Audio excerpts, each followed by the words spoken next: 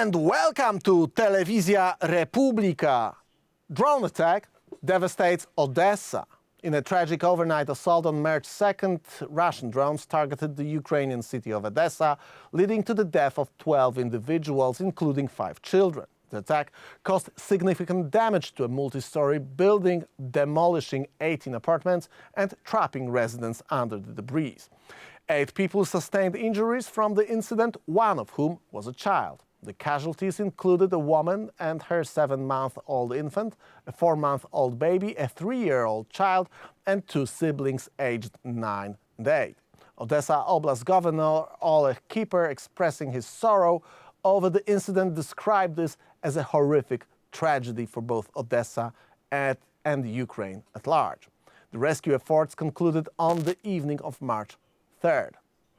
Widespread impact of March 2 drone attacks are extended beyond Odessa, affecting several other Ukrainian oblasts, including Kharkiv, Mykolaiv, Zaporizhia, Dnipro, and Sumy. The Ukrainian Air Force reported that out of 17 Shahed-type drones deployed in these attacks, 14 were successfully intercepted and shot down. In response to these escalations, Ukrainian President Volodymyr Zelensky urged allied nations to expedite the provision of military support to Ukraine, highlighting the detrimental effect of political disputes on the nation's defense capabilities. Russian aviation activities decrease amid losses. According to Institute for the Study of War, there has been a notable decrease in Russian aviation activities in eastern Ukraine, possibly as a consequence of significant aircraft losses inflicted by Ukrainian air defense.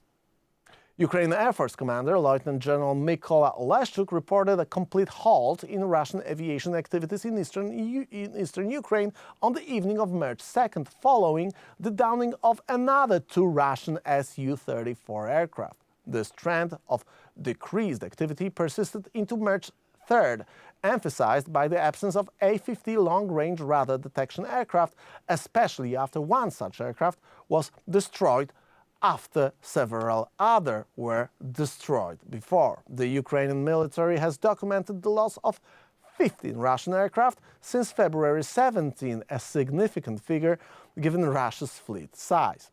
The reduction in aviation operations reflects a cautious approach by Russian forces, although the duration of this decrease remains uncertain, according to Institute for Study of War. Ukrainian military intelligence specialists hack Russian defense servers. They gain insights into the complete organizational structure of the Russian ministry. This operation unveiled the identities of generals, high-ranking officials, and various other personnel who relied on electronic document management system. This hack has provided Ukraine with access to sensitive documents, including those belonging to Russia's Deputy Defense Minister, Timur Ivanov, marking a kind of advantage, at least in this IT sector, in the ongoing conflict. As this happens in a strategic move, on March 4th, Ukrainian forces claimed responsibility for damaging railway bridge in Russia's southwestern Samara region. This bridge was reportedly used by Russia to transport military cargo, underscoring Kyiv's efforts to disrupt logistical routes essential for the Russian military's operation. The attack led to suspension of rail traffic in the area, indicating the ongoing tactical warfare beyond the Russian front lines on the territory of Russia. Post-invasion Russia has significantly, on the other hand, expanded its network of spies, as reported by the Wall Street Journal.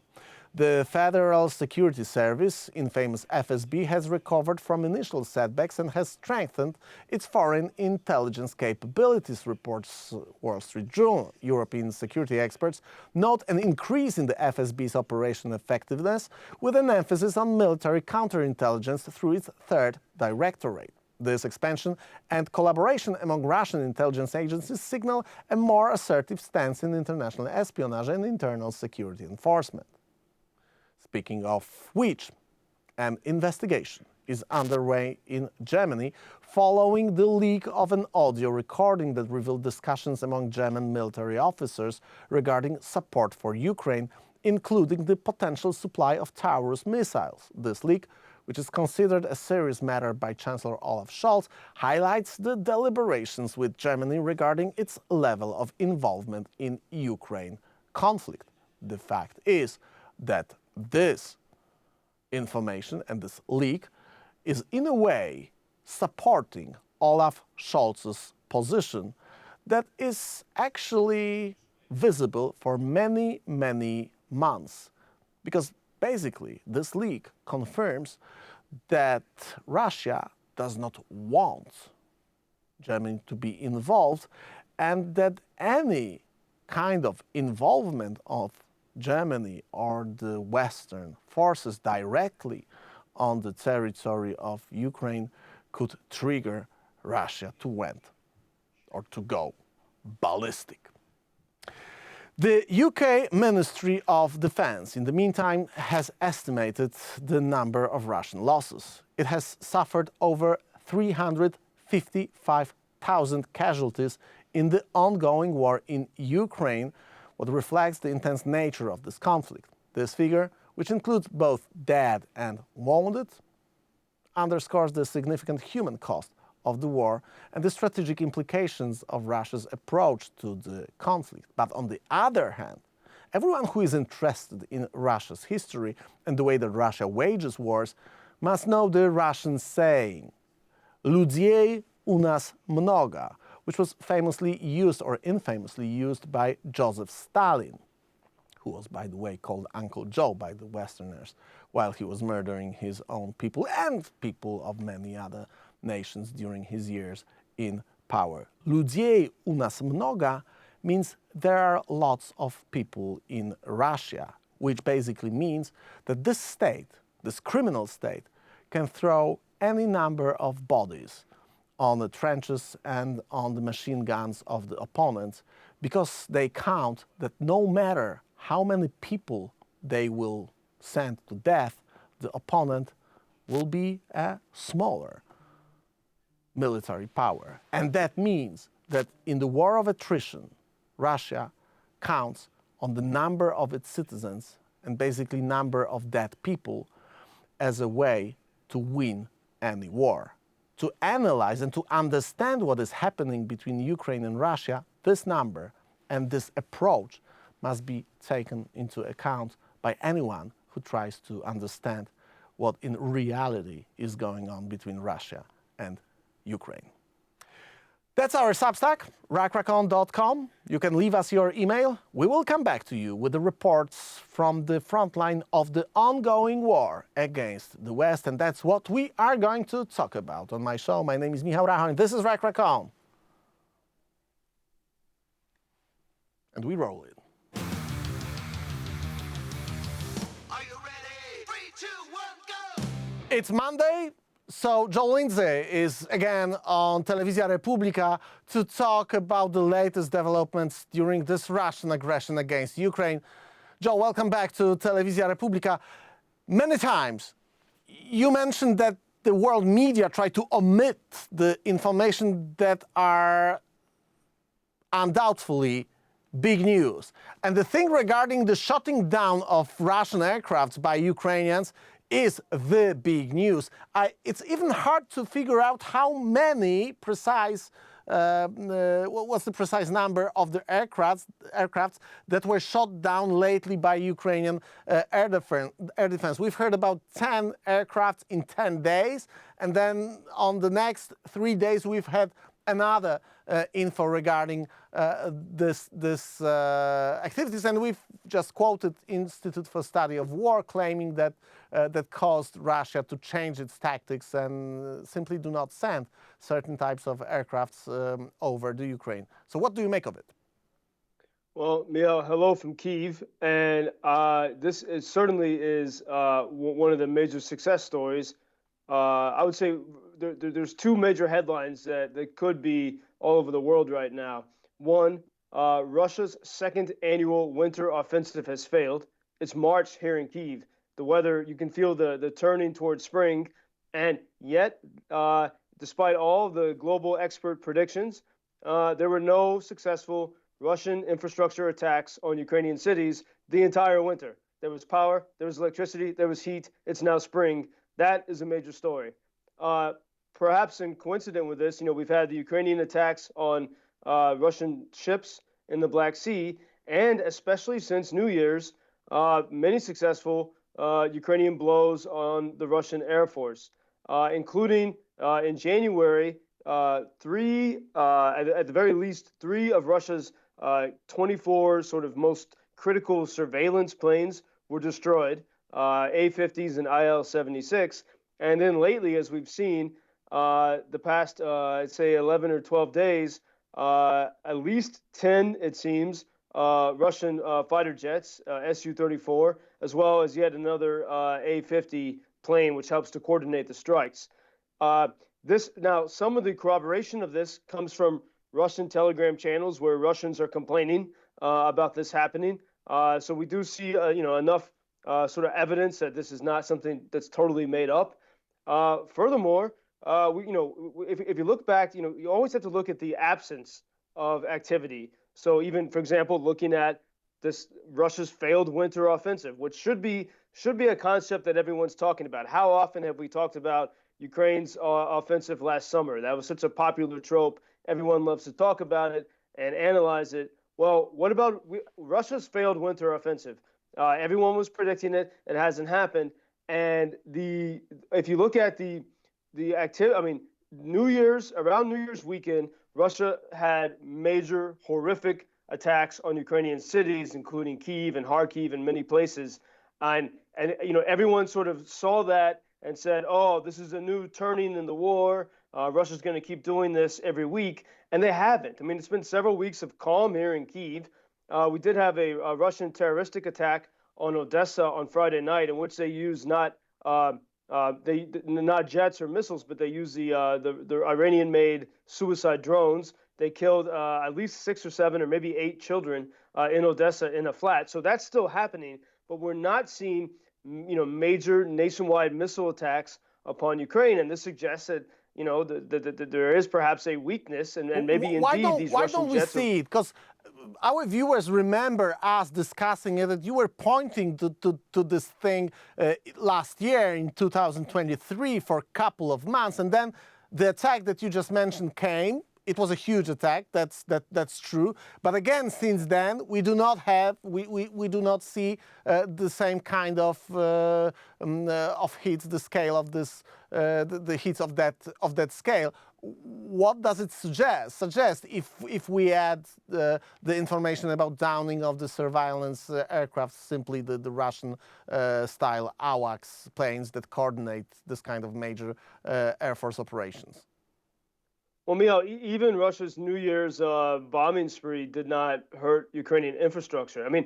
A case in point, like every time I'm in Kyiv now, and many tall buildings here, every time I take an elevator, I'm starting to remember 1 year ago, it was scary to take an elevator because there was a great chance you're going to get stuck for several hours. And there were care packages in almost every elevator in this and many cities around the country with water and books and food, because people would routinely get stuck for hours.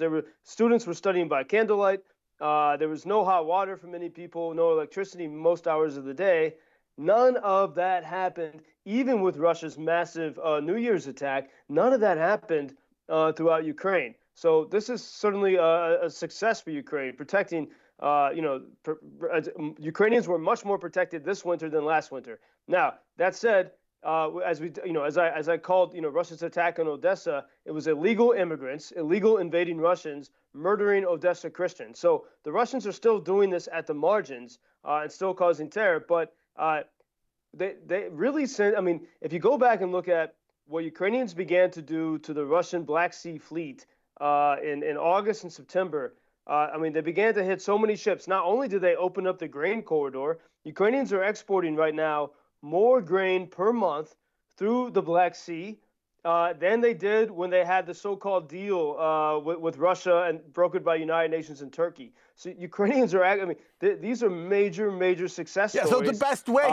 the best way to deal with Russia in terms of this kind of stuff is just have enough muscle power to fight through the routes that you are allowed to do. So that's the best way to deal with those bastards.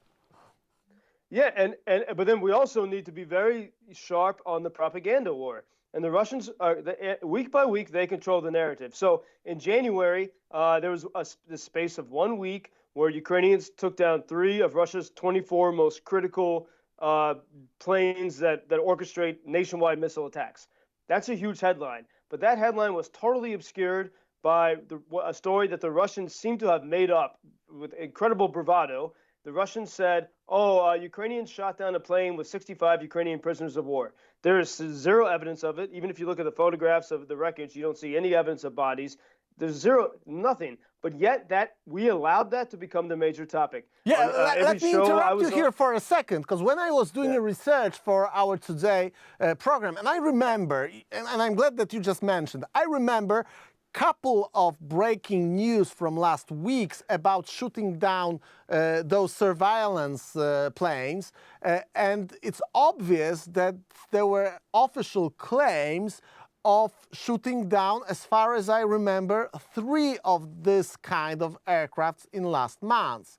When you Google the news about this event, you can hardly find information that only 1 was shot down, which is also very interesting because you do not lose this kind of aircrafts on a daily basis, and when you lose it, it's a big thing, it's a big news. So for some reason, it is very difficult to find information that huge success of this scale was a part of the Ukrainian military, or actually aviation, or the ground forces that fight this kind of threats. It's a big success, and still, when we go to the global narrative, well, it's hardly possible to find anything or almost anything about it. You have to dig really deep. Yeah, and first, we don't know how the Ukrainians have brought down these jets. Are they MacGyvering weapons and old equipment they've been given? We don't know. It has to be done with ingenuity. But more than that, if you Google Ukrainian POWs Russian plane, you'll find lots of stories. And every program I was on, that was the question I was always asked.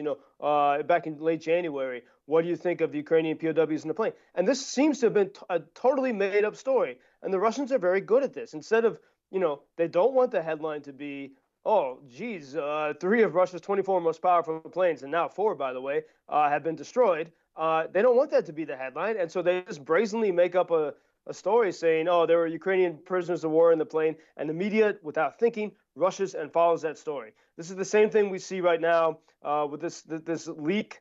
It seemed from Germany. Yeah, that's another very interesting thing. We just mentioned it in our opening monologue, but this is one of these injections into the Western infosphere, totally made by the Russian side. So whatever comments we do have on this issue in the Western hemisphere, in the Western infosphere, we are actually playing by the rules that were designed in Kremlin, and that's interesting also from the standpoint of German Chancellor admitting that this kind of thing happened, which is basically adding petrol to the fire with this kind of statements by the German Chancellor. I really have problem with understanding it.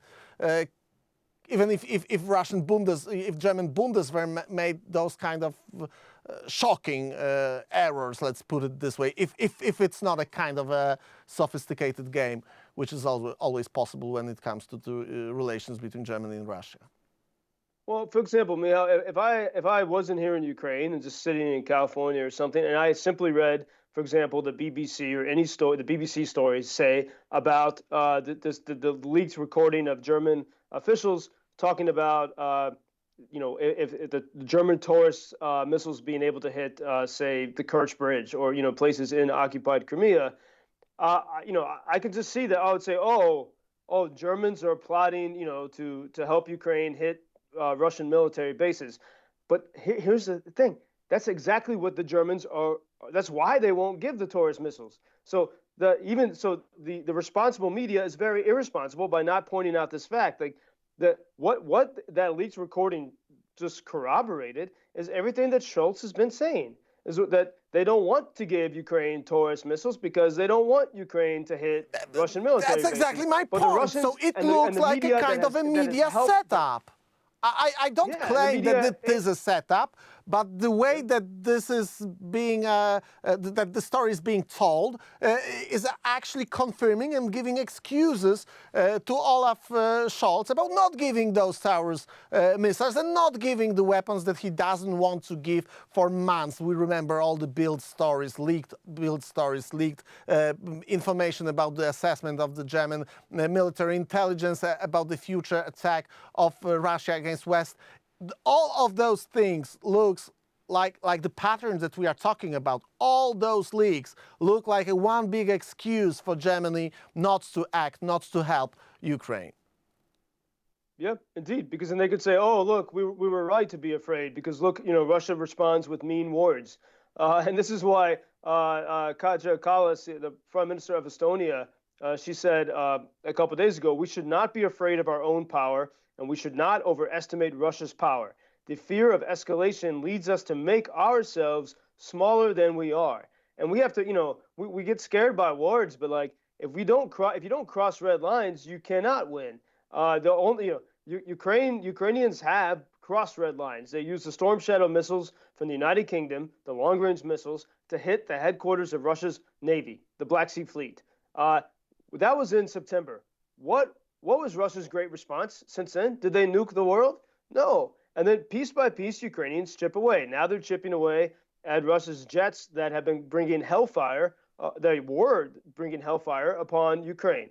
And you can even feel it. There's a noticeable decline in the air raid alarms we have around the country. I mean, it's a big story. When we come to when it came to the conclusion after we just entered the third year of the war, that the official analyzes that all media is building its view on the situation on the front line, and we do it as well. The Institute for Study of War is a really good source of information about it. When they claim that Russia had to withdraw their aircraft from the Ukrainian airspace because they lost more than 10 in 10 days, this is a big news. I mean, it means something. Yeah, and it would be precisely in these moments of weakness when you could double down in support and move this along to a conclusion that means victory. It was the same story where, all last fall, up until the Hamas attacks on Israel, the skies were very quiet over Ukraine, and Ukraine had forced Russia's navy to flee Crimea and to move to mainland Russia. That was extraordinary. The navy was on the run. That was the time to double down. The United States during that period sent 17 long-range ATACMS weapons. That's it, and then forgot about it. And so this is, and then even right now, for example, the Biden administration, they could do so much. They don't need the permission of Congress to send long-range weapons at their disposal, to send ammunition to Ukraine. They could do all of that, and they're not. They're missing these opportunities, and this is exactly why it sort of fuels the Republican opposition to the White House Ukraine policy, because your average person in America sees, well, we're just spending money for what? They don't, partly because the media obscures Ukraine's successes, but also because the White House and sort of leadership doesn't take advantage of these moments of Russian weakness to really put the pressure on. And Russia, holds their best propaganda stories for those moments of weakness so that they can control the narrative. I mean, the past 12 or so days, you had so much of the world and wall-to-wall television coverage focused on the death of one Russian. I won't even say his name. Everyone knows it now. They're all focused on the death of one Russian. Oh, poor brave guy, while ignoring, the daily sacrifice of Ukrainians, of, the Ukrainian children murdered in their beds, of the Ukrainian people who, for example, still live in Kharkiv, despite the regular missile attacks that were happening. They haven't happened in several weeks on that city. The people who live in defiance and say, we insist on being free, And the Russians have successfully diverted the attention from these amazing stories to one single Russian, and also ignoring how at least now, 10, 12, 13 of their planes have been destroyed in just a I matter of weeks. totally agree with you, and I'm glad that you mentioned it. And I would add another thing, that on our program months ago, Ahmed Zakayev, the Prime Minister of Chechen Republic of Ichkeria, mentioned that for 150 million of 140 million nation of Russia, we had back in the days of in the previous days, let's put it this way, we had like, I don't know, 15, 20,000, even 100,000 people protesting at some point in Russia against Vladimir Putin.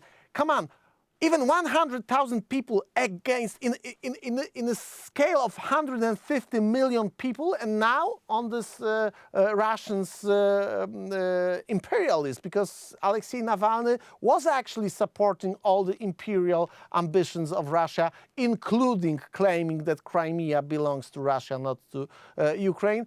We've heard about thousands of people. If that's the event of that scale, as the West hopes, why the number is so small? Well, the answer is clear, because Russians in general support Vladimir Putin, support criminal activity in Ukraine, support criminal activities in Caucasus, in Chechnya, in Georgia, in many other places. That's basic fact, and that's a fact of the responsibility of regular Russians, as it was a responsibility of regular Germans during the Second World War, and no one wants to admit it in the West. Yeah, and it's a responsibility of anyone in a free society to stand up to tyranny. And that's what Ukrainians did, especially starting in 2014. They faced the bullets of the secret police, and that's why they're not part of a Russian army now. That's why they're facing billions, they were until recently, facing billions of dollars worth of Russian missiles every week, because they refuse to be a part of that.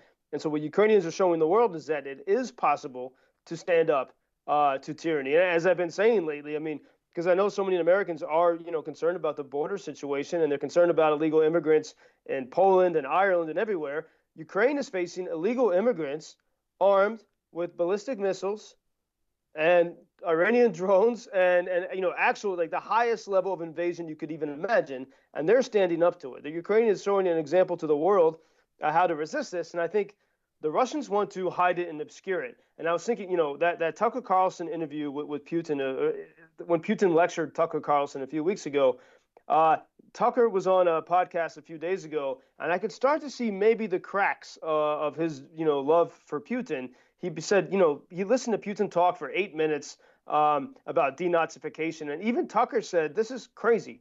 Now, the next step would be this. People like Tucker have been praising Moscow as being, they have nice train stations or subway stations. Come to Ukraine.